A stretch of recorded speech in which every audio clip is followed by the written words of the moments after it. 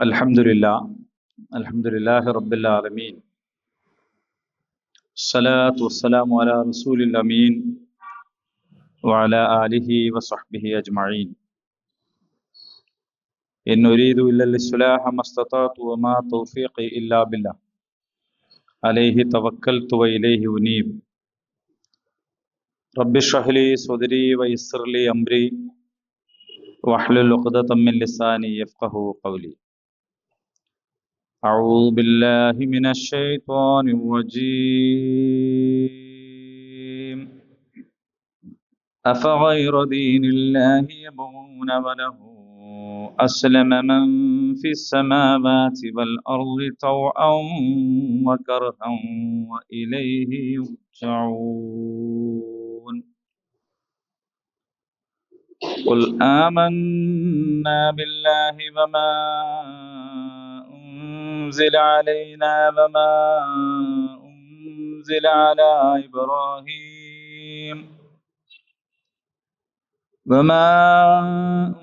أنزل على إبراهيم وإسماعيل وإسحاق ويعقوب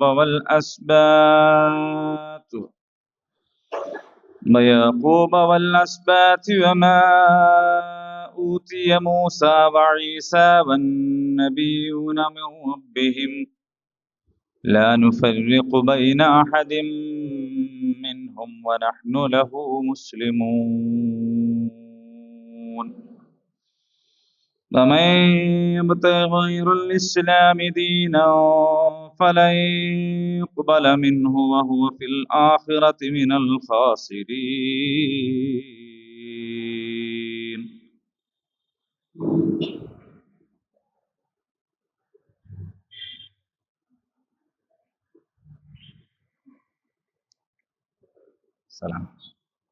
സൂറ all ഇംറാനിലെ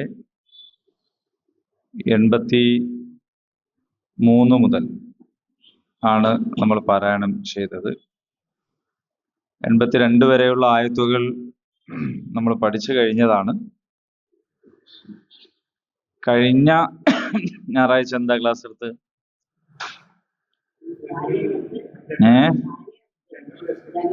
okay okay, very good.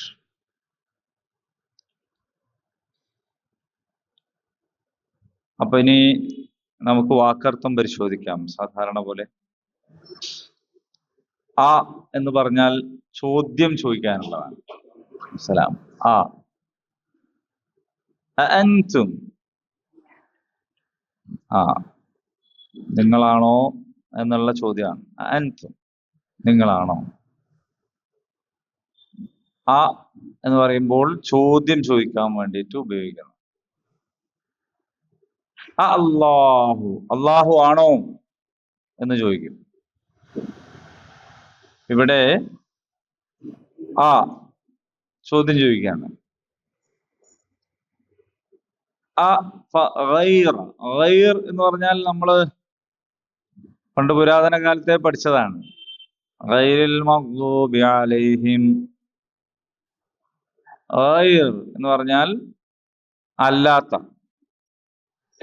ഒഴികെ.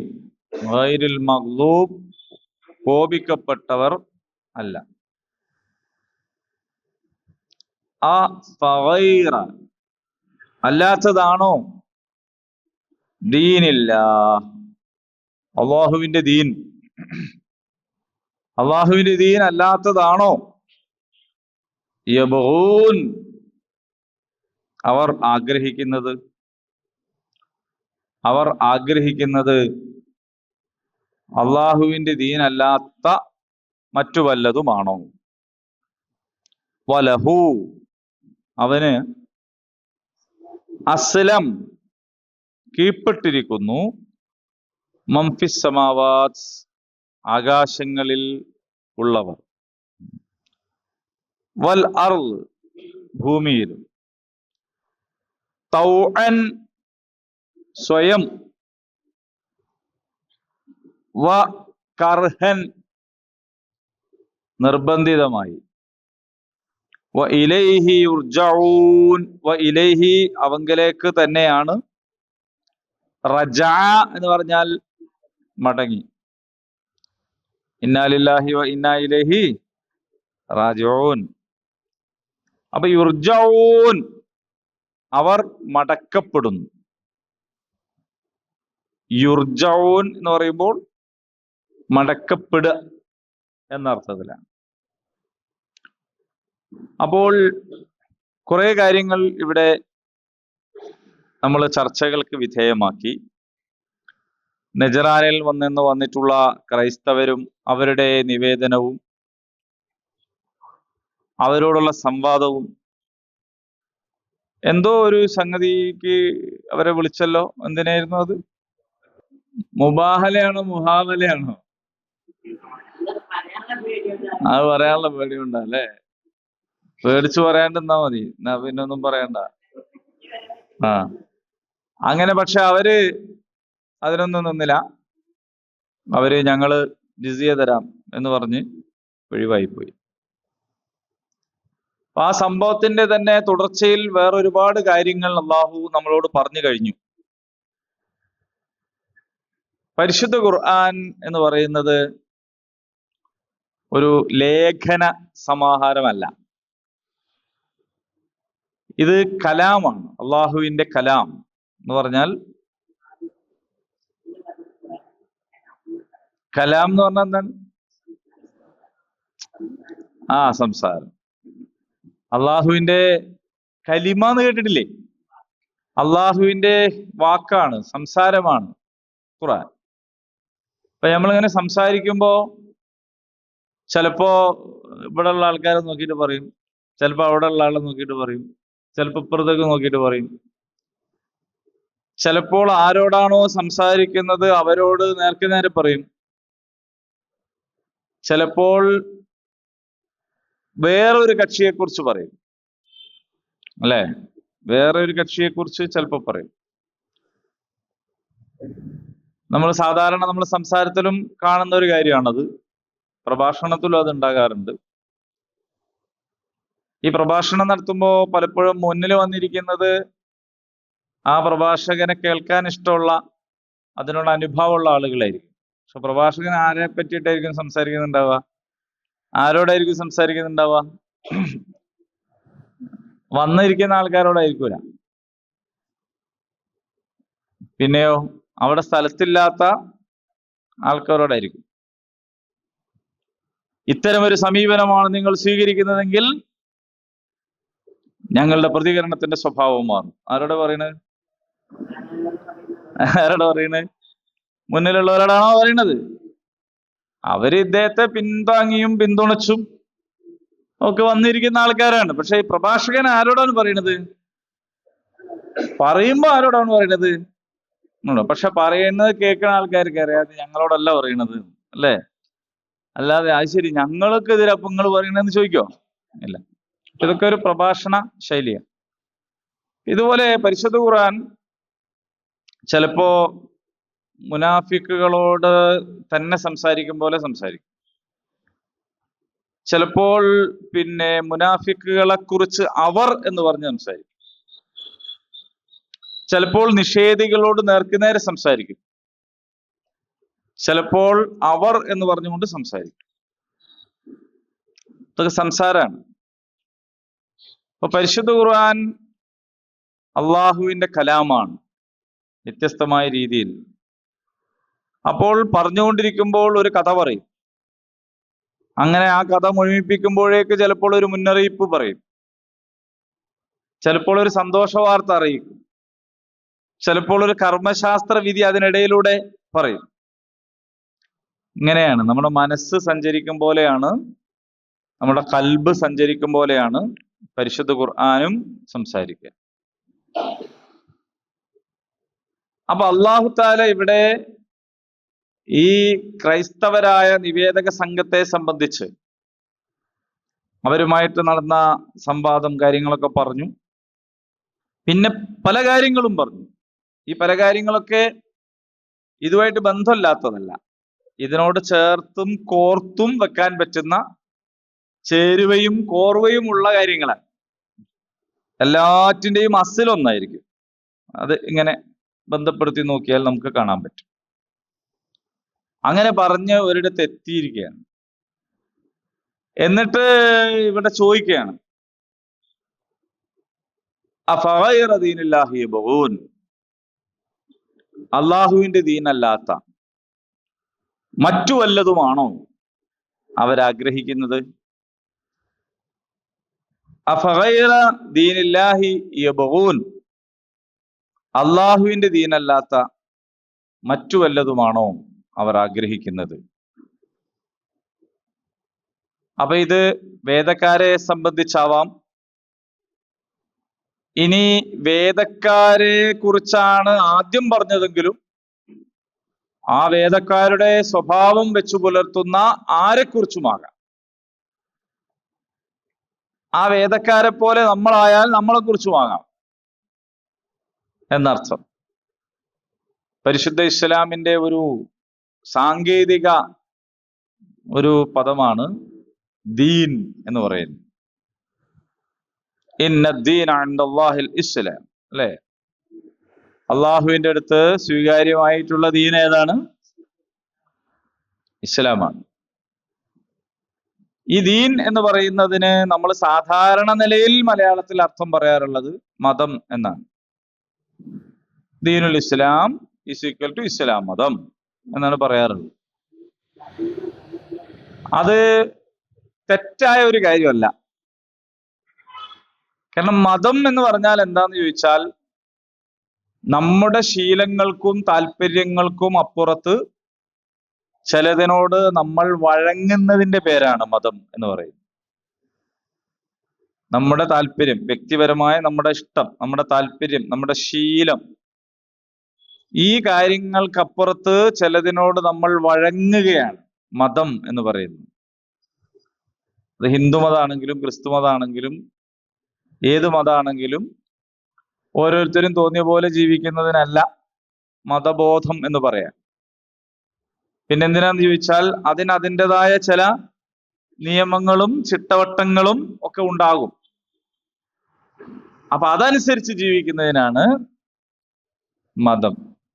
ഒരു ഹിന്ദു മതവിശ്വാസി കല്യാണം കഴിക്കണം എന്ന് തീരുമാനിച്ചാല് ഹിന്ദു മതത്തിന് അതിൻ്റെതായ ചില ചിട്ടവട്ടങ്ങളൊക്കെ ഉണ്ട്.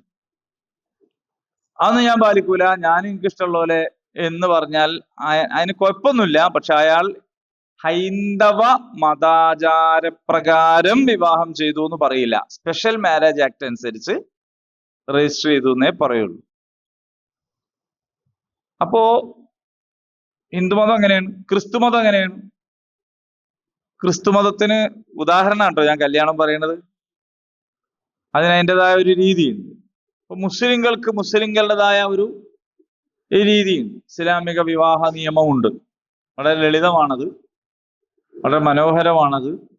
അത് മൊത്തം ദീൻ തന്നെ സുന്ദരായത് കൊണ്ടാണ് അപ്പൊ അതിലത്തുള്ള കല്യാണവും സുന്ദരാകുന്നത്. നമ്മൾ അതിന്റെ സൗന്ദര്യം കെടുത്തിട്ടുണ്ടെങ്കിൽ അതിന് ദീൻ ഉത്തരവാദിയല്ല. അപ്പോ മതം എന്ന് പറയും. അപ്പൊ ഒരാൾ പറയാണ്, ഒരു സമുദായത്തിൽപ്പെട്ട ഒരാൾ പറയാണ്, ഞാൻ അങ്ങനെ ഒന്നല്ല കല്യാണം കഴിക്കുക എന്ന് പറഞ്ഞാൽ അതിന്റെ അർത്ഥം എന്താന്ന് വെച്ചാൽ അയാളുടെ തന്നിഷ്ടം ചെയ്യാണെന്നാണ്. അയാൾ മതം അനുസരിക്കുന്നില്ല. അപ്പൊ മതം എന്ന് പറയുമ്പോൾ തന്നെ അതെന്താന്ന് ചോദിച്ചാൽ അതൊരു എന്താണ്, ഒരു കീഴടങ്ങലാണ്, അല്ലെങ്കിൽ ഒരു ഒതുക്കം ആണ്, കീഴ്വണക്കമാണ് മതം എന്ന് പറഞ്ഞാൽ. ദീൻ എന്നുള്ള പദത്തെ പരിശുദ്ധ ഖുർആൻ മറ്റു പല അർത്ഥങ്ങളിലും പ്രയോഗിച്ചിട്ടുണ്ട്. അതിലൊരർത്ഥമാണ് മാലിക് യൗമിദ്ദീൻ എന്ന് പറഞ്ഞാൽ എന്താണ്? മതദിവസത്തിന്റെ ഉടമസ്ഥൻ എന്നാണോ?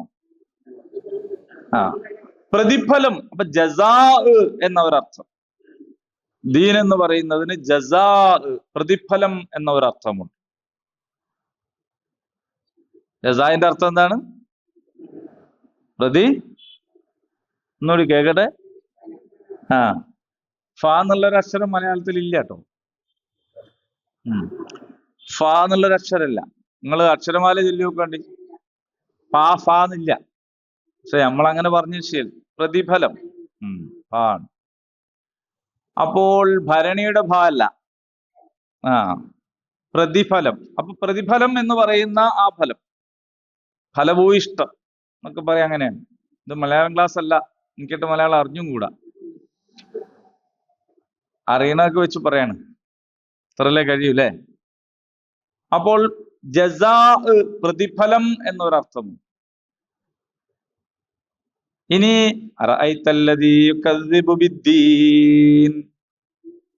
ദീനിനെ കളവാക്കിയവനെ നീ കണ്ടില്ലേ എന്ന് ചോദിച്ചാൽ പരലോകത്തെ കളവാക്കിയവൻ എന്നാണ് എന്ന് മുഫസ്സിറുകളൊക്കെ അതിനർത്ഥം പറഞ്ഞിട്ടുണ്ട്. അപ്പൊ പ്രതിഫല ദിവസത്തിന്റെ ഉടമസ്ഥൻ മാലിക് യൗമിദ്ദീൻ. ഈ പ്രതിഫലവും യഥാർത്ഥത്തിൽ എന്തിനോട് ചേർന്ന് നിൽക്കുന്നുണ്ട് എന്ന് ചോദിച്ചാൽ ഒരു നിയമവ്യവസ്ഥയോട് ചേർന്ന് നിൽക്കുന്നുണ്ട്. അതെങ്ങനെയാണ്? നമ്മൾ ഒരാളെ ജോലിക്ക് വെച്ചാൽ ആ ജോലിക്കാരൻ ജോലി ചെയ്താൽ നമ്മൾ അതിനുള്ള പ്രതിഫലം നൽകും, അല്ലെ? കൂലി കൊടുക്കും. പക്ഷെ കൂലി കൊടുക്കണമെങ്കിൽ ജോലിക്കാരൻ എന്ത് ചെയ്യണം? പണിയെടുത്താ പോരാ. ആത്മാർത്ഥത്തിന്റെ ഒന്നുമല്ല പ്രശ്നം. പറയണ പണിയെടുക്കണം. ഗുഡ്, അതാണ് പറയണ പണിയെടുക്കണം. ഷോപ്പിൽ നമ്മളൊരാളെ പണിക്ക് വെച്ചു, അയാൾ അവിടെ വന്നിട്ട് രാവിലെ തൊട്ട് വൈകുന്നേരം വരെ പല പണിയെടുക്കുന്നുണ്ട്. പക്ഷെ നമ്മൾ പറഞ്ഞ പണിയൊന്നും നല്ല എടുക്കണം വിചാരിക്കും. ഒരു ഷോപ്പിൽ പല ജാതി പണിക്കാരും വേണ്ടി വരും. ഇപ്പൊ നമ്മൾ സൂപ്പർ മാർക്കറ്റിൽ പോയാൽ അവിടെ ക്യാഷ് കൗണ്ടറിൽ ഇരിക്കുന്ന ഒരാളുണ്ടാവും. ആദ്യം നമ്മൾ അയാളെ കാണും, അല്ലേ? പിന്നെ അവിടെ നമുക്ക് എന്താ വേണ്ടി ചോദിക്കാനോ ഒത്താശ ചെയ്യാനൊക്കെ ഉള്ള ചില ആൾക്കാർ കിട്ടും. അങ്ങനെയുള്ള ആ പണി എടുക്കുന്നുണ്ടാവും. ചില ആൾക്കാർ ചെയ്യുന്ന എന്താന്ന് വെച്ചാൽ ഇവിടുന്ന് കുറെ സാധനം എടുത്ത് അടുക്കി പെറുക്കി വെക്കുന്നുണ്ടാവും. ചില ആൾക്കാർ അവിടുത്തെ സ്റ്റോക്ക് എടുക്കുന്നുണ്ടാവും. ഇങ്ങനെ നമ്മൾ കാണുന്ന പണിക്കാർ ധാരാളം ഉണ്ട്. ഇനി കാണാത്ത പണിക്കാർ വേറെ ഉണ്ടാവും. കാണാത്ത പണിക്കാർ ആരാന്ന് ചോദിച്ചാൽ ഇത് ഹോൾസെയിൽ ആയിട്ട് പർച്ചേസ് ചെയ്ത് കൊണ്ടുവരുന്നവരെ നമ്മൾ കാണുന്നില്ല. അത് കൊണ്ടുവന്ന് സൂപ്പർ മാർക്കറ്റിന്റെ ഗോഡൌണിലോ അല്ലെങ്കിൽ അപ്പുറത്ത് വേറെ റൂമിലോ ഇരുന്നിട്ട് അതൊക്കെ റീപാക്ക് ചെയ്യുന്നവരെ നമ്മൾ കാണുന്നില്ല. നമ്മളിങ്ങനെ അടുക്കി വെച്ചിട്ടുള്ള 250, 500, 1 കിലോന്റെ ഒക്കെ പാക്കറ്റ് കാണുന്നുണ്ട്. പക്ഷെ ഈ സാധനം ഇങ്ങനെ ചെറിയ ചെറിയ പാക്കറ്റിൽ ആക്കിയ ഒരാൾ അവിടെ ഇരിക്കുന്നുണ്ടാവും. ഒരാളല്ല, ഒരുപാട് ആൾ. അതിന് സ്റ്റിക്കർ ഒട്ടിക്കുക, വല ചെയ്ത്, അങ്ങനെ ഓരോരുത്തർക്കും ഓരോ പണിയുണ്ട്. ആ പണിയാണ് അവര് എടുക്കേണ്ടത്. അപ്പൊ ഒരാളോട് ഇത് റീപാക്ക് ചെയ്യണമെന്നും അതിന്റെ മുകളിൽ സ്റ്റിക്കർ ഒട്ടിക്കണമെന്നും പറഞ്ഞു. അയാൾ പണി ഏൽപ്പിച്ചു. അയാൾ രാവിലെ തന്നെ വന്നിട്ട് ക്യാഷ് കൗണ്ടറിൽ ഇരുന്ന് അങ്ങനെ ഉണ്ടാവും. അല്ല, ഞാനും പണിയെടുക്കുക, അത് ഓനും അങ്ങനെ തന്നെയല്ലേ, ഞാനും അങ്ങനെ തന്നെയല്ലേ എന്നൊക്കെ ചോദിച്ചാലോ? അപ്പോ അയാൾക്ക് കൂലി കിട്ടൂല എന്ന് മാത്രല്ല, പിന്നെ അയാൾ എല്ലാ ദിവസവും വരേണ്ടി വരൂല. കാരണം അത് ഒരു തീരുമാനമായി കിട്ടും. എന്റെ സ്വാതന്ത്ര്യത്തിൽ മുതലാളി കൈവച്ചിരിക്കുന്നു, അതെന്താ അങ്ങനെ, എന്നോട് വിവേചനം കാണിച്ചിരിക്കുന്നു, അയാൾ പൈസ ഉണ്ടെന്നു, ഞാൻ അപ്പുറത്ത് ചാക്കുണ്ടെന്നു, ഇതെന്തൊരു വിവേചനാണ് എന്നൊക്കെ ചോദിച്ചിട്ട് കാര്യമുണ്ടോ? ചാക്കെണ്ണുന്നോ ചാക്കെണ്ണണോ? അതിനാ മോൻ പൈസ ഇട്ടുക. പൈസ എണ്ണുന്നോ പൈസ എണ്ണണം, അല്ലേ? അതിനാണ് അയാളെ ഏൽപ്പിച്ചത്. അപ്പൊ ഓരോരുത്തരെയും പണി ഏൽപ്പിച്ച ആള് എന്ത് പണിയാണോ ഏൽപ്പിച്ചത് അപ്പണി ചെയ്താലാണ് കൂലി കിട്ടുക. കൂലിനെ ഒന്നുകൂടി നന്നാക്കി പറഞ്ഞാൽ പ്രതിഫലം കിട്ടുക, അല്ലേ? അപ്പൊ പരലോകത്ത് പ്രതിഫല ദിനമാണ് എന്ന് പറഞ്ഞ അതിന്റെ അർത്ഥം എന്താണ്?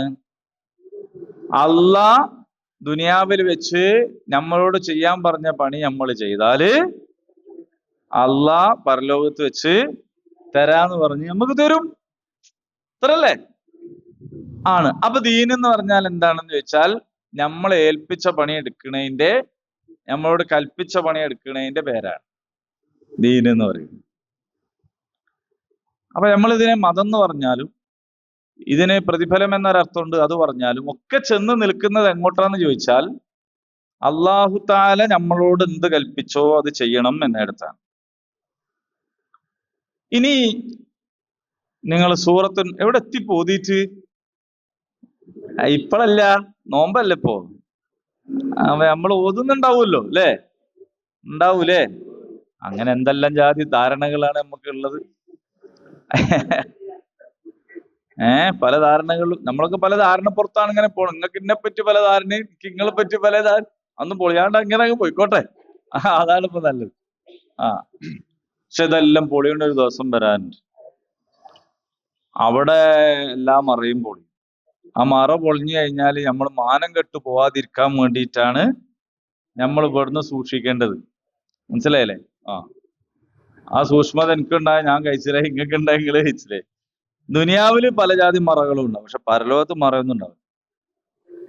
ആ അപ്പൊ സൂറത്തു നൂർ എന്ന് പറയുന്ന ഒരു സൂറത്തുണ്ട്. കണ്ടവര് കൈവന്തിക്ക് സൂറത്തു നൂർ. അതാണ്. ഓക്കെ. സൂറത്തു നൂർ കണ്ടവര് കൈവന്തിക്കാൻ പറഞ്ഞിട്ടും ചില ആൾക്കാർ കൈവന്തിച്ചില്ല. എന്താന്ന് വെച്ചാല് ഇതിപ്പോ എന്ത് കൈവന്തിക്കാനാണ് എന്നുള്ള ആൾക്കാണ്, ഇയാള് തമാശക്കാണ് എന്നുള്ള ആൾക്കാണ്. ഞാൻ കൈവന്തിക്കാൻ പറഞ്ഞതെന്ന് വെച്ചാൽ ഇങ്ങനെ അനങ്ങാതിരിക്കുമ്പോ നമുക്ക് ക്ഷീണം കൂടും. നമ്മള് കൈയും കാലൊക്കെ ഒന്ന് പൊന്തിച്ചു താത്തൊക്കെ ചെയ്താല് നമ്മള് രാത്രിയൊക്കെ നിസ്കാരമൊക്കെ കഴിഞ്ഞ് അത്താഴം കഴിച്ച് കിടന്നുറങ്ങാണല്ലോ പല ആൾക്കാരും. ഇപ്പൊ നമ്മൾ ഉറങ്ങാണ്ട് വന്നോലാണല്ലോ. ഈ ഞായറാഴ്ച രാവിലെ നമ്മള് പല വീടുകളിലും അർദ്ധരാത്രി പോലെയാണ് ഇപ്പൊ പോയാലുണ്ടാവും അല്ലെ. പക്ഷെ അതിലൊന്നും നിൽക്കാതെ വീണു പോവാതെ അവിടുന്ന് എണീറ്റ് വന്ന ത്യാഗം സഹിക്കുന്ന വലിയ മഹാന്മാരും മഹതികളുമാണ് ഇപ്പൊ എന്റെ മുമ്പിൽ ഇരിക്കുന്നത്. അല്ലെങ്കിൽ നമ്മൾ ഉറങ്ങൂലേ. അപ്പൊ നിങ്ങൾ വലിയ സംഭവം തന്നെയാണ്. പക്ഷെ പിന്നെ ഇവിടെ വന്നിട്ട് പിന്നെന്താക്കരുത്. അതുകൊണ്ടാണ് ഞാൻ കൈവന്തിക്കാം. അപ്പൊ കൈവന്തിച്ചാ ഒന്ന് ശരിയാവും. ശരി, നമുക്ക് ഇനിയും കൈവന്തിക്കാം. ആ സൂറത്തിൽ വ്യഭിചാരികളെയും വ്യഭിചാരിണികളെയും അടിക്കാൻ പറയുന്നുണ്ട്, അതായത് ശിക്ഷിക്കാൻ പറയുന്നു. അതൊരു ക്രിമിനൽ നിയമമാണ്, സിവിൽ നിയമമല്ല. അപ്പൊ അവിടെ ഒരു ക്രിമിനൽ നിയമത്തെ കുറിച്ച് പറയുന്നിടത്ത് അള്ളാഹു പറയാണ്,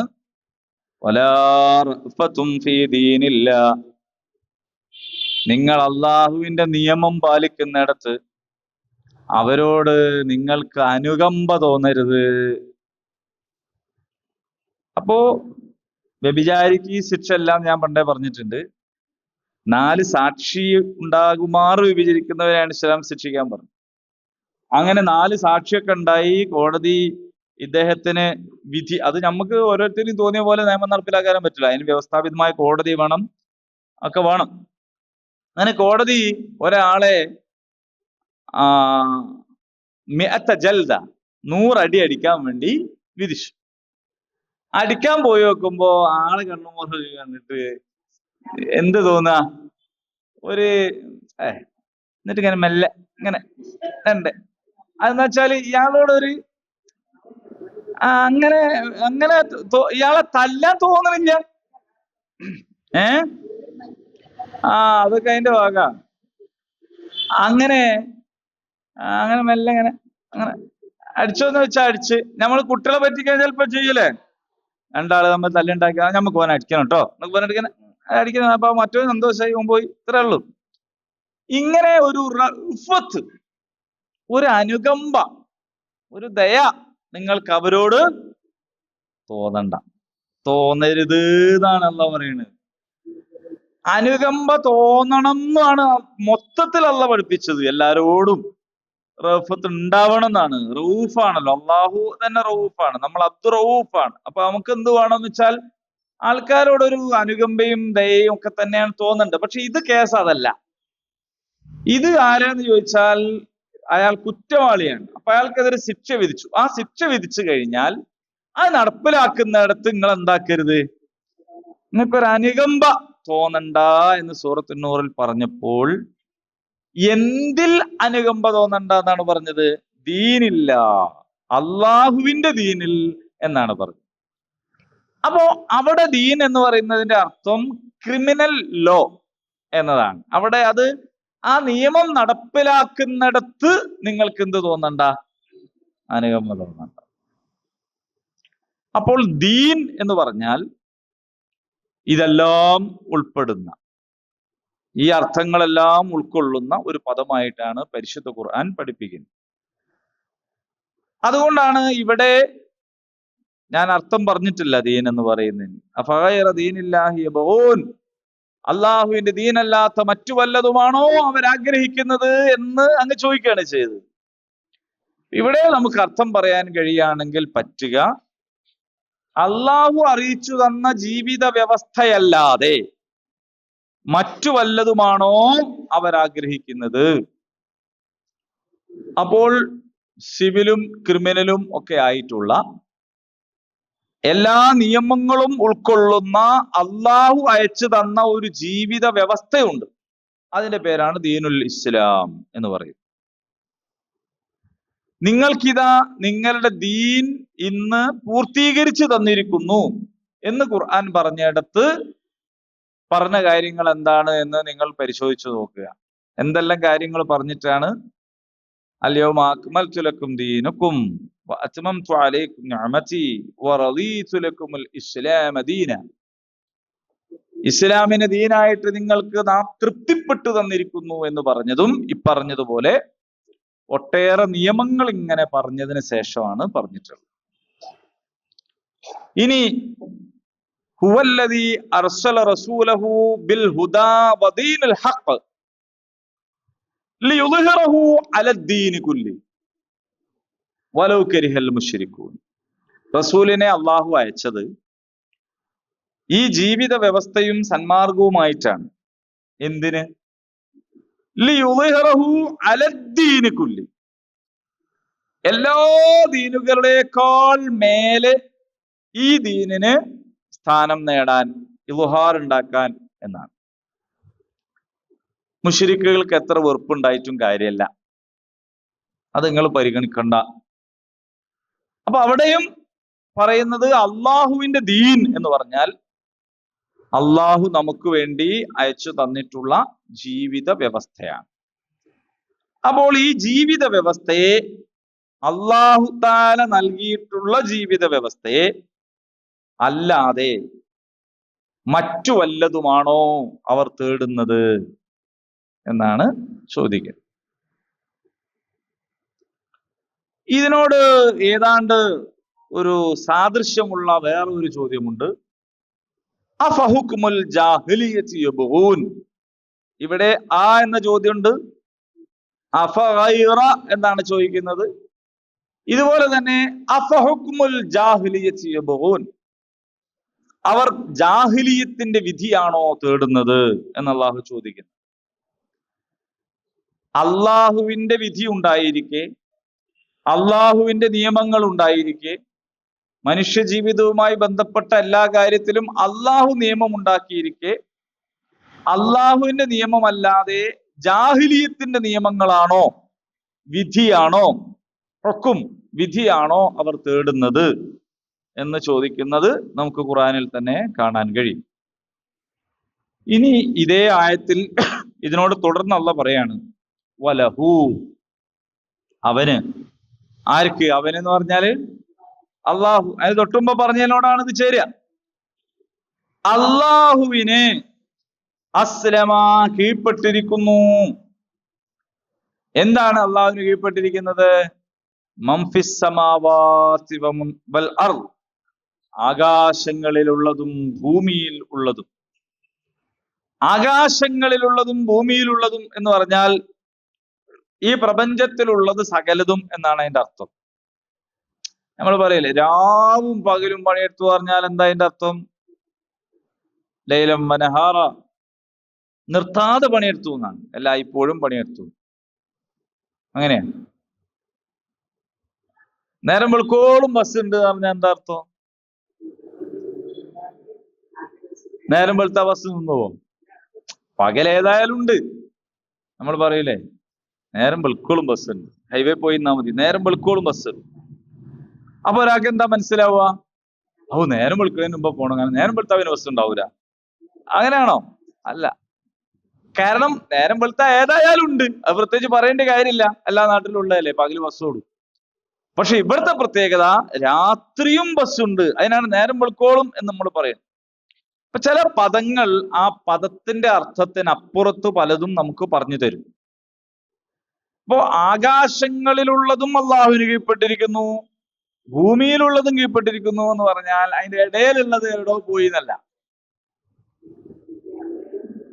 അതേതായാലും ഉണ്ട്. അപ്പൊ പ്രപഞ്ചമഖിലം അള്ളാഹുവിന് കീഴ്പ്പെട്ടിരിക്കുന്നു എന്നാണ്. പ്രപഞ്ചമഖിലം അള്ളാഹുവിന് കീഴ്പ്പെട്ടിരിക്കുന്നു. ഇത് ഖുർആന് ഒരിടത്തല്ല, ഒരുപാടിടത്ത് പറഞ്ഞ ഒരു കാര്യമാണ്. ആ എവിടെയാ പറഞ്ഞത് വേറെ? ലശംസു യംബഗി ലഹാ അൻ തുദ്രികൽ ഖമറ വലൽ ലൈലു സാബിഖുൻ നഹാർ വകുല്ലും ഫീ ഫലകിൻ യസ്ബഹൂൻ. എവിടെയാണത്? എവിടെയത് ആയത്ത്?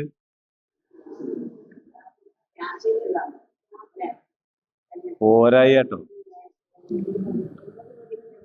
ഒരു പോരായി തന്നെയാണ് ഇതൊക്കെ. ഒരു ഉറപ്പില്ലല്ലോ ഇപ്പൊ ഇതിന്. മറ്റോലാണെ മരിച്ചോടത്തുനിന്നെങ്കിലും ഓതും. ഇതത് വേണ്ട ആദ്യം പറഞ്ഞുകൊണ്ട് മരിച്ചോടത്തുനിന്നുള്ളത് ക്യാൻസലായി. രാവും പകലും ബസ്സില്ലാത്ത മാതിരിയാണ്. അവിടെ അതില്ല, ഇവിടെ ഇല്ലാത്തൊരു കോലായിപ്പോയി. അത് പറ്റൂല കേട്ടോ. മിക്കവാറും വീടുകളിലൊക്കെ സൂറത്തുൽ വാഖിയ ഓതും മഗ്‌രിബിന് ശേഷം. നമ്മളിതല്ലോ ഒരു കൂട്ടർക്ക് ഏൽപ്പിച്ചു കൊടുത്താല് അതൊക്കെ ഓരോ ഓതിക്കോട്ടെ എന്നുള്ളതാണ്. അങ്ങനല്ല കേട്ടോ. നമ്മള് കളകളെ കളയുന്നതിനിടയിൽ വിളകൾ കളയാതെ കരുതണം. കളകൾ ഒഴിവാക്കാണ്, അപ്പൊ അതിന്റെ ഇടയ്ക്ക് വിളകൾ നഷ്ടപ്പെട്ടു പോകരുത് കേട്ടോ. സ്വലാത്തൊക്കെ അതിൽ പെട്ടതാ, അതൊക്കെ പറിച്ചു കളഞ്ഞു. അപ്പൊ ഒരു കൂട്ടർ സ്വലാത്ത് വാർഷികം കഴിക്കുകയാണ്. അപ്പൊ നമ്മള് മൊത്തത്തിൽ അതന്നെ വേണ്ടാന്ന് വെക്കാൻ പാടില്ല. അപ്പോ പിന്നെ സ്വലാത്ത് അതിൽ പെട്ടതാണ്, ദിക്റുകൾ അല്ലെ, ദ്വാകൾ ഒക്കെ അതിൽ പെട്ടതാണ്. 33 വട്ടം സുബ്ഹാനല്ലാഹ്, 33 വട്ടം അൽഹംദുലില്ലാഹ്, 33 വട്ടം അല്ലാഹു അക്ബർ നിസ്കാരത്തിന് ശേഷമുള്ളതിനാണ് എണ്ണം പറഞ്ഞിട്ടുള്ളത്. അല്ലാത്തതിനൊന്നും എണ്ണം പറഞ്ഞിട്ടില്ല. ഉദ്കുറുല്ലാഹ ദിക്റൻ കസീറാ, ഇഷ്ടമുള്ള അത്ര ചൊല്ലിക്കോളി. എന്നാലും ഒരു എണ്ണിച്ചൊല്ലലാണ് നല്ലത്. പക്ഷേ അതൊന്നും വിട്ടുപോകരുത് എന്ന് പറയാനാണ് ഞാനിത് പറഞ്ഞത്. അപ്പൊ യാസീനും പറഞ്ഞ മാതിരി യാസീൻ ഓതല് നമ്മൾ എന്ത് ചെയ്യരുത്? ഒഴിവാക്കരുത്. ഖുർആൻ ഓതലിനെ ഒഴിവാക്കരുത്. മുഅവ്വിദത്തൈനി, സൂറത്തുൽ ഇഖ്ലാസും മുഅവ്വിദത്തൈനിയും പാരായണം ചെയ്യുക, സുന്നത്തല്ലേ. അങ്ങനെ ആയത്തുൽ കുർസി ഓതുക, അങ്ങനെയുള്ള കുറെ സംഗതി ആവട്ടെ. അപ്പൊ ഏതായാലും ഈ ഓതിയത് യാസീൻ തന്നെയാണ്. والقمر قدرناه منازل حتى عاد كالعرجون القديم لا الشمس ينبغي لها أن تدرك القمر ولا الليل سابق النهار وكل في فلك يسبحون. ചന്ദ്രന് നാം ചില മണ്ഡലങ്ങൾ നിശ്ചയിച്ചിട്ടുണ്ട്. ആ ചന്ദ്രനെ അമ്പിളിമാമൻ ഈ നിയമസഭാ തെരഞ്ഞെടുപ്പ് അടുത്തോണ്ടേ ചന്ദ്രന് മണ്ഡലം നിശ്ചയിച്ചു പറഞ്ഞാല് അങ്ങനെ വിചാരിക്കരുത്. അതിലൂടെ കടന്നുപോയി അത് ഉണങ്ങി വളഞ്ഞ ഈന്തപ്പനക്കുലയുടെ തണ്ടുപോലെ ആയിരിക്കുന്നു. ലശംസു യംബഗി ലഹാ, മനസ്സിലായോ? അൻ തുദ്രികൽ ഖമർ, ചന്ദ്രനെ എത്തിപ്പിടിക്കാൻ സൂര്യന് സാധ്യമല്ല. ചന്ദ്രനെ എത്തിപ്പിടിക്കാൻ അവിടെ ഓവർടേക്കിന്റെ പ്രശ്നമില്ല. വലല്ലൈലു സാബിഖുൻ നഹാർ, പകലിനെ മറികടക്കാൻ രാവിനും കഴിയുകയില്ല. വകുല്ലും ഫീ ഫലകിൻ യസ്ബഹൂൻ, ഓരോന്നും അതിൻ്റെതായ ഭ്രമണപഥത്തിലൂടെ നീന്തിത്തുടിക്കുക. യസ്ബഹൂൻ എന്ന് പറഞ്ഞാൽ നീന്തിത്തുടിക്കുകയാണ് എന്ന് പറഞ്ഞാൽ കുണ്ടും കുഴിയുള്ള റോഡിന് പോകും പോലെ അല്ല, വളരെ സ്മൂത്ത് റണ്ണിങ് ആണ്, സ്വിമ്മിങ് മോഡലാണ് എന്നർത്ഥം. അപ്പൊ അവിടെ എന്തുകൊണ്ടാണ് അങ്ങനെയെന്ന് ചോദിച്ചാൽ അള്ളാഹുവിന്റെ നിയമവ്യവസ്ഥക്ക് കീഴിലാണ് അത് സഞ്ചരിക്കുന്നത് എന്നതുകൊണ്ടാണ്. എല്ലാം നക്ഷത്രങ്ങളും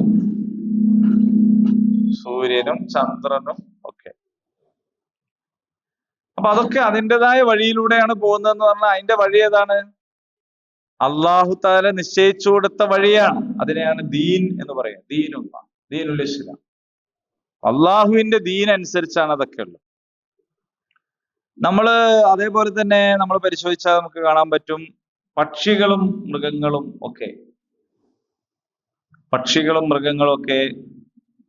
അതിൻ്റെതായ സ്ഥലത്ത്, നമ്മളെ കൂട്ടിലല്ല കേട്ടോ. നമ്മൾ കൂട്ടിലിട്ടിട്ട് നമ്മൾ തിന്നാൻ കൊടുത്തില്ലെങ്കിൽ അത് മെലിഞ്ഞൊട്ടി ഉണങ്ങി ചത്തു. അതേ സമയത്ത് കാട്ടിലുള്ള ഒരു പക്ഷി അതിന് ഭക്ഷ്യക്ഷാമം, ഭക്ഷ്യപ്രതിസന്ധി എന്ന് പറഞ്ഞ സംഗതി ഉണ്ടാവില്ല. അത് ഒഴിഞ്ഞ വയറുമായിട്ട് അതിന്റെ കൂട്ടിൽ നിന്ന്, അത് താമസിക്കുന്നിടത്ത് നിന്ന് പകല് പറന്നു പോയാൽ അതിന്റെ വയറ് നിറഞ്ഞ് അതിന്റെ കുട്ടിയൊക്കെ ഉള്ളതുമായിട്ട് അത് വരും. എവിടുന്ന് അറിയില്ല. നമ്മളിപ്പോ ഇങ്ങനെ നിൽക്കുമ്പോ പല പക്ഷികളെയും കാണാം. ഇറ്റുങ്ങളൊക്കെ രാത്രി എവിടെ പോയി കിടക്കുന്നത്? പെരും മഴയത്ത്. ഇതൊക്കെ എവിടെയാണ്?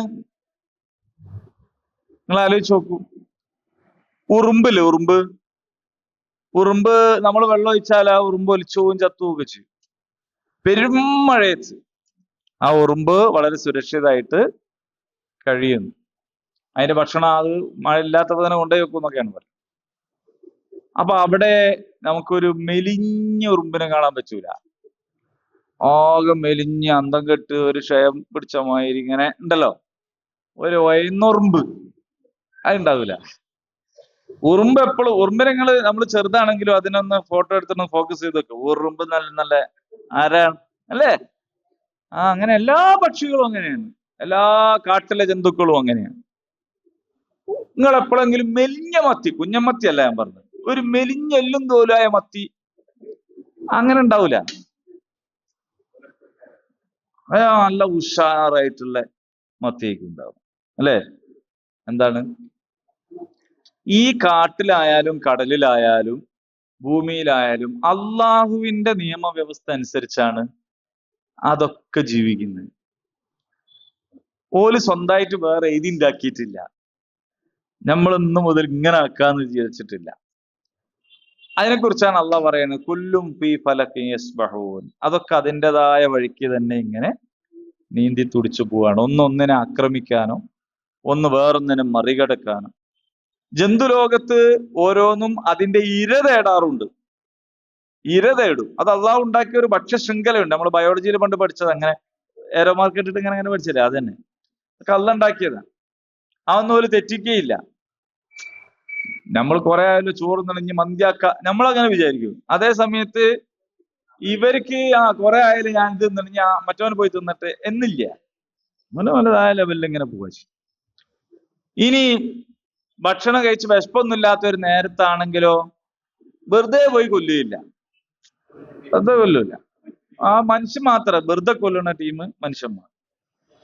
അപ്പൊ ഈ ജന്തു ലോകം എന്ന് പറയുന്നത് യഥാർത്ഥത്തിൽ പരിശുദ്ധ ഇസ്ലാം ഇങ്ങനെ നിറഞ്ഞു നിൽക്കുന്ന ഒരു ലോകമാണ്. നമ്മൾ പറയുമ്പോ കോയമ്മ,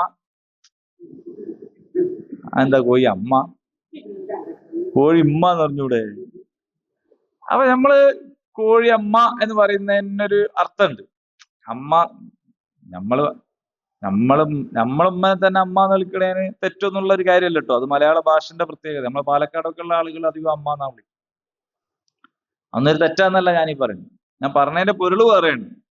നമ്മളിവിടെ അമ്മ എന്ന് പറയുന്നത് എന്തുകൊണ്ടാണ്? ആ മുസ്ലിം അല്ല എന്നുള്ളത് കൊണ്ടാണ് അല്ലേ? തള്ളപ്പശുവിനെയും കിടാവിനെയും കാണിച്ചിട്ട് പറയൂ, ഈ കിടാവിനെ കാണിച്ച് ഇതിന്റെ അമ്മ എന്ന് പറയും. അപ്പൊ എന്താ വെച്ചാ പശു എന്താണ്? അതായത് അപ്പൊ അങ്ങനല്ല യഥാർത്ഥത്തിൽ അള്ളാഹു പറയുന്നത്. ആകാശത്തും ഭൂമിയിലുമുള്ള എന്ന് പറഞ്ഞാൽ ഈ പ്രപഞ്ചത്തിൽ മുഴുവൻ സൃഷ്ടിജാലങ്ങളും വലഹുവസ്സലം അള്ളാഹുവിന് കീഴ്പ്പെട്ടിരിക്കുന്നു. അപ്പൊ ഇവരൊക്കെ മുസ്ലിമാണ് എന്നതാണ് കാഴ്ചപ്പാട്. ഇനി പശു മുസ്ലിമാണ് എന്ന് പറഞ്ഞു കളഞ്ഞു എന്ന് ബേജാറാക്കണ്ട. ഇത് ഞാനാ പറഞ്ഞത്, ആ സമുദായ മുസ്ലിം അല്ല. ഇപ്പോ പല മൃഗങ്ങൾക്കും ഉണ്ടല്ലോ മതമൊക്കെ. ആട് പൊതുവിൽ മുസ്ലിമാണ് അല്ലേ? ആട് മുസ്ലിമായിട്ടാണ് കണക്കാക്കപ്പെടുന്നത്. പശു ഹിന്ദു ആയിട്ടാണ് കണക്കാക്കപ്പെടുന്നത്. ഈ താറാവ് ഒക്കെ ക്രിസ്ത്യാനിയായിട്ടാണ് പൊതുവിൽ അങ്ങനെ അറിയുന്നത്. അങ്ങനെ നമ്മളെന്നല്ല ഇപ്പൊ ഇതെല്ലാം ഉണ്ടാക്കുന്നത്. ആന ഹിന്ദു ആണ്, അല്ലാണ്ട് സുലൈമാൻ എന്ന് പറഞ്ഞൊരു ആന ഉണ്ടാവില്ല. ആനന്റെ പേരൊക്കെ നിങ്ങൾ പരിശോധിച്ച് നോക്കേണ്ടി. ആ ആനന്റെ പേര് അങ്ങനെ ആയിരിക്കും. അല്ലാണ്ട് ഒരു മുത്തുക്കോയ എന്ന് പറഞ്ഞൊരു ആന, അങ്ങനൊന്നും ഉണ്ടാവില്ല. അത് അങ്ങനെ ആന അങ്ങനെ അളക്കും, അതാണ്. അപ്പൊ ഓരോന്നിനും നമ്മള് മതം നിശ്ചയിച്ചു കൊടുത്തിട്ടുണ്ട്. അത് അതിൻ്റെതാണ്. പിന്നെ നമുക്ക് ചിലതിനോട് ശത്രുതയുണ്ട്. ആ ശത്രുതയിൽപ്പെട്ട ഒന്ന് നായി.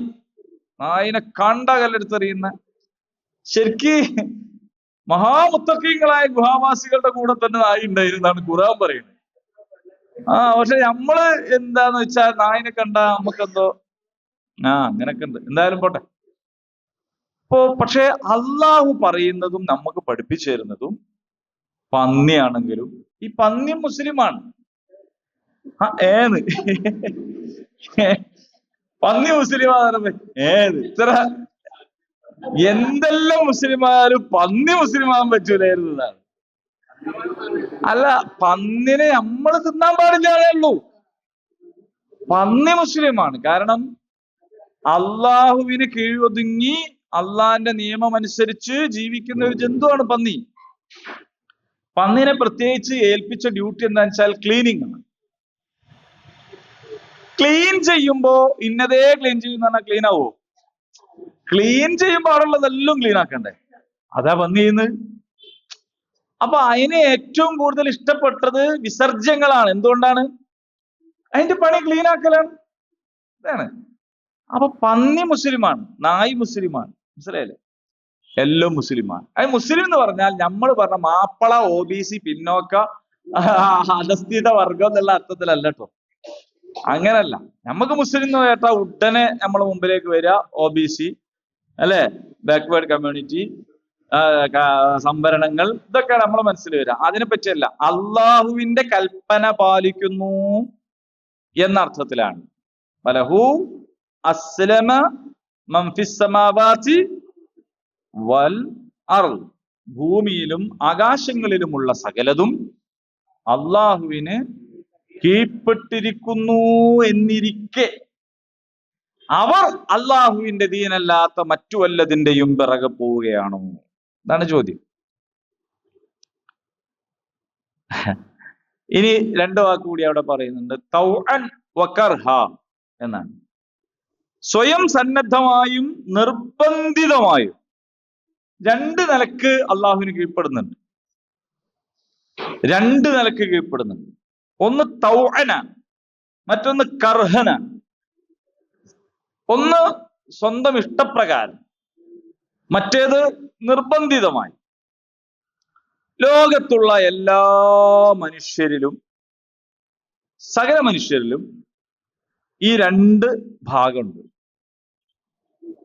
അതായത് നിർബന്ധിതമായി മുസ്ലിമാകുന്ന ഒരു ഭാഗം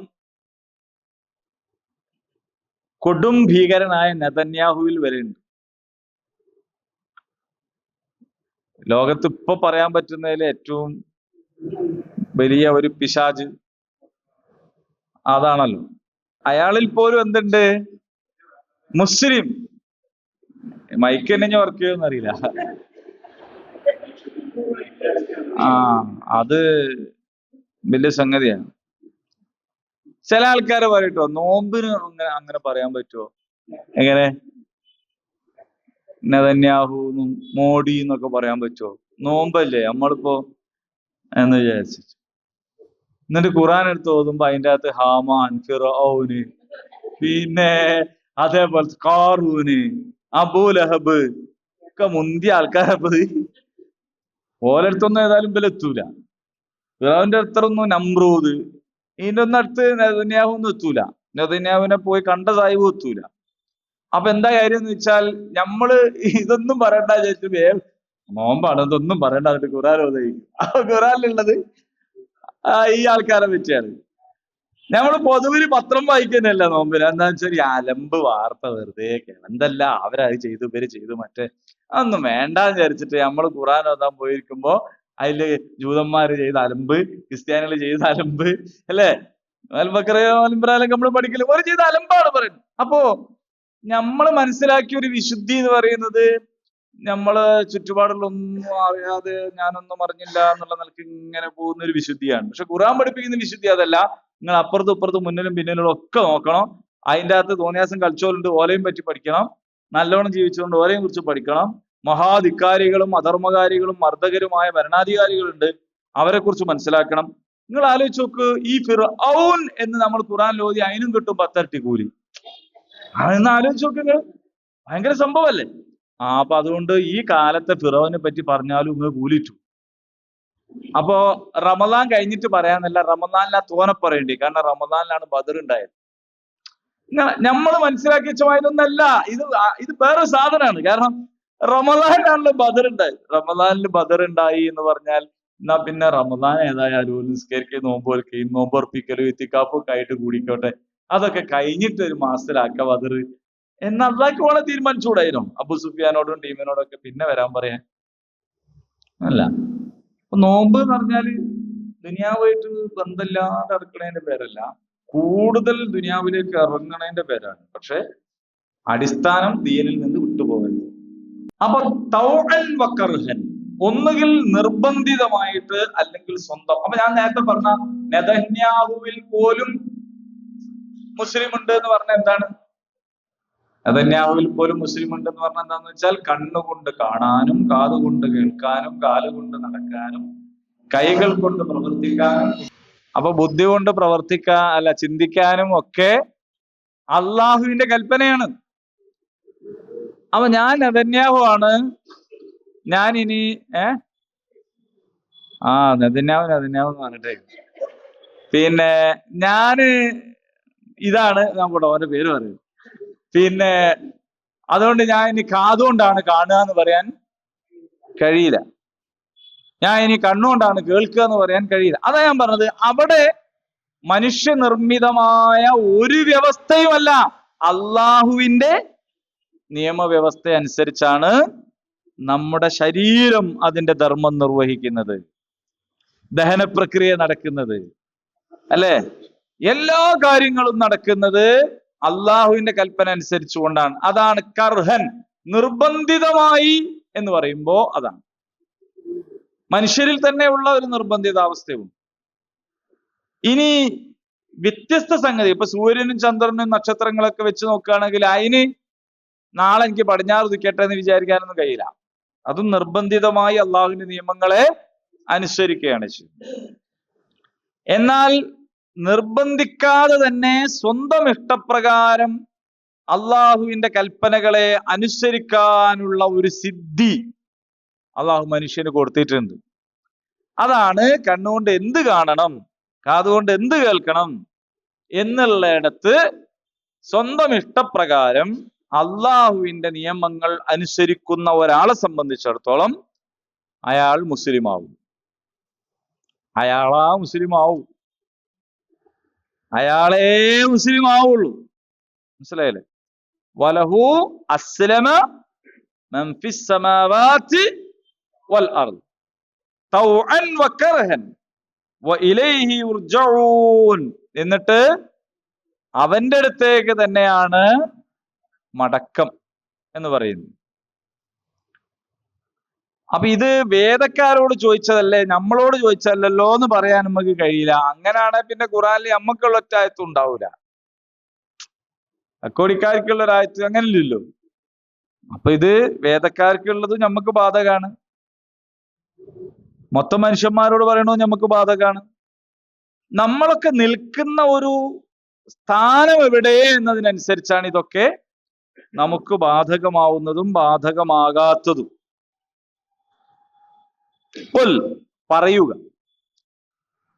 പറയുക ആമന്നാ, ഞങ്ങൾ വിശ്വസിച്ചിരിക്കുന്നു, ബില്ലാ, അല്ലാഹുവിൽ, വമാ ഉൻസില, ഇറക്കപ്പെട്ടതിലും, അലൈനാ, ഞങ്ങൾക്ക്, വമാ ഉൻസില, ഇറക്കപ്പെട്ടതിലും, അലാ ഇബ്രാഹീമ വ ഇസ്മാഈല വ ഇസ്ഹാഖ വ യഅഖൂബ വൽ അസ്ബാത്ത്, യാക്കൂബിന്റെ സന്തതികൾക്കും.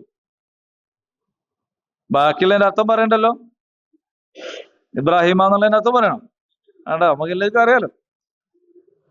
വമാ ഊത്തിയ, നൽകപ്പെട്ടതിലും, മൂസ വ ഈസ വന്നബിയൂൻ, മറ്റ് നബിമാർക്കും മിർ റബ്ബിഹിം തങ്ങളുടെ നാഥനിൽ നിന്ന് മൂസാക്കും ഈസാക്കും മറ്റു നബിമാർക്കും ഇറക്കപ്പെട്ടതിൽ എന്നല്ല പറഞ്ഞത്, നൽകിയത് എന്നാണ് പറഞ്ഞത്.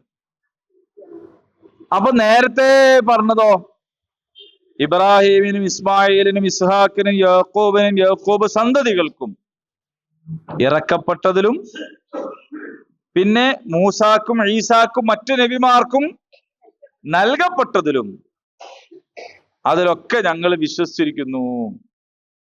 അപ്പോൾ ഇറക്കപ്പെട്ടു എന്ന് പറയുന്നത് നിയമങ്ങളും വേദവും കിതാബും ഒക്കെയാണ്. നൽകപ്പെട്ടു എന്ന് പറയുന്നത് അവർക്ക് നൽകിയിട്ടുള്ള മുഅ്ജിസത്തുകൾ ഉൾപ്പെടെയാണ്. വടി നിലത്തിട്ടാ പാമ്പാവുക, ആരെ മുഅ്ജിസത്താ? മൂസാ നബിന്. പാണ്ഡുരോഗിനെ സുഖപ്പെടുത്തുക ഈസാ നബിന്. കളിമണ്ണ് കൊണ്ട് കിളീനെ ഉണ്ടാക്കിയിട്ട് പറപ്പിക്കുക, ഇതൊക്കെ ആരാണ്? അപ്പൊ ഇങ്ങനെ ഉള്ള മുഅ്ജിസത്തുകളിലും ഞങ്ങൾ വിശ്വസിച്ചിരിക്കുന്നു.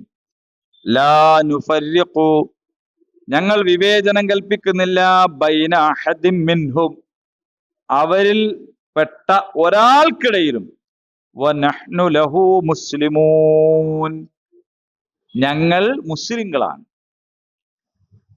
അപ്പൊ പൂർവികരായ ഈ വേദക്കാരായ ആൾക്കാരൊക്കെ ചെയ്തത് അവർക്കിഷ്ടപ്പെട്ട ചരിത്രം അവർ സ്വീകരിക്കും, അല്ലാത്തത് തള്ളിക്കളയും. അവർക്കിഷ്ടപ്പെട്ട ചില നബിമാരെ ആൾക്കാരാവും, മറ്റു നബിമാരെ തള്ളിക്കളയും, അല്ലെ? എന്നാൽ മുസ്ലിങ്ങൾ പറയേണ്ടത് ഞങ്ങൾ ഇവരെല്ലാവരിലും എന്താണ്? ഞങ്ങൾ വിശ്വസിച്ചിരിക്കുന്നു, ഞങ്ങൾ അവർക്കിടയിൽ വിവേചനം കൽപ്പിക്കുകയില്ല. ഈ മുഅ്ജിസത്തിനെ കുറിച്ച് പറയുമ്പോഴും നമ്മൾ മനസ്സിലാക്കണം, മൂസാ നബിക്കുള്ള മുഅ്ജിസത്ത് മൂസാ നബിക്ക് മാത്രമുള്ളതാണ്. നമ്മക്കായിരിക്കും അത് കൈകാര്യം ചെയ്യാൻ കഴിയില്ല. അയ്യോ, നമുക്ക് ഒരു വടി ഉണ്ടാക്കി കൊണ്ടുപോയിട്ട പാമ്പാവോ? നീ നമ്മൾ അഥവാ വടി ഉണ്ടാക്കി മാജിക് കാണിച്ച് പാമ്പാക്കിയാൽ തന്നെ മുഅ്ജിസത്താവോ? ഇല്ല.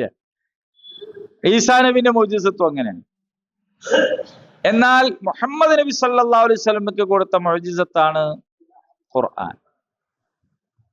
അത് ഉമ്മത്തിന് മുഴുവനായിട്ടും ആ മുഅ്ജിസത്ത് തന്നിരിക്കുകയാണ്.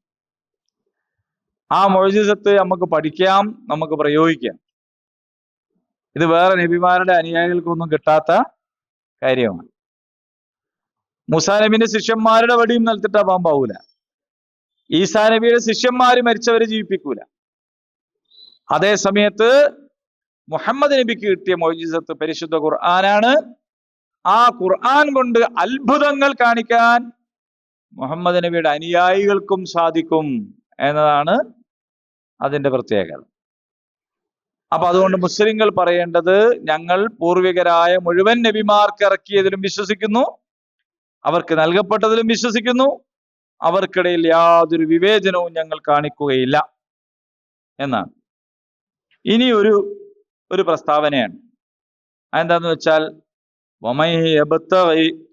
ആരെങ്കിലും ആഗ്രഹിക്കുന്നുണ്ടെങ്കിൽ ഗൈറൽ ഇസ്ലാം ഇസ്ലാം അല്ലാത്തതിനെ ദീനൻ ജീവിത വ്യവസ്ഥയായിട്ട് ഫലൻ യുഖ്ബല മിൻഹു അവനിൽ നിന്ന് അത് സ്വീകരിക്കപ്പെടുകയില്ല.